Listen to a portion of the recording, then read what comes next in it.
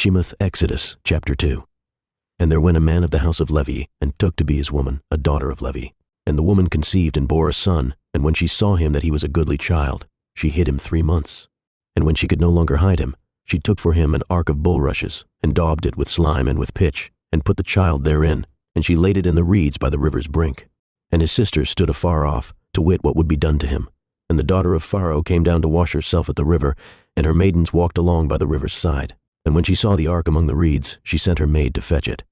And when she had opened it, she saw the child, and behold, the babe wept. And she had compassion on him, and said, This is one of the Ephraim children. Then said his sister to Pharaoh's daughter, Shall I go and call to you a nurse of the Ephraimite women, that she may nurse the child for you? And Pharaoh's daughter said to her, Go. And the maid went and called the child's mother.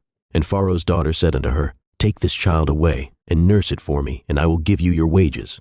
And the woman took the child and nursed it. And the child grew, and she brought him unto Pharaoh's daughter, and he became her son. And she called his name Moshe, and she said, Because I drew him out of the water.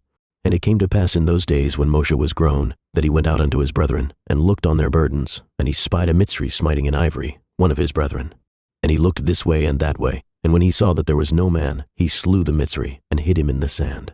And when he went out the second day, behold, 2 men of the Ephraim strove together, and he said to him that did the wrong, Wherefore smite you your fellow? And he said, Who made you a prince and a judge over us? Intend you to kill me as you killed the Mitzri? And Moshe feared and said, Surely this thing is known.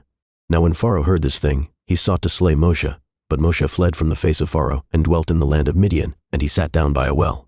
Now the priest of Midian had 7 daughters, and they came and drew water and filled the troughs to water their father's flock.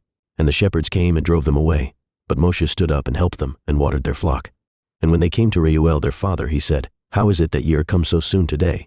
And they said, A Mitzri delivered us out of the hand of the shepherds, and also drew water enough for us, and watered the flock. And he said unto his daughters, And where is he? Why is it that ye have left the man? Call him, that he may eat bread. And Moshe was content to dwell with the man, and he gave Moshe Zipporah his daughter.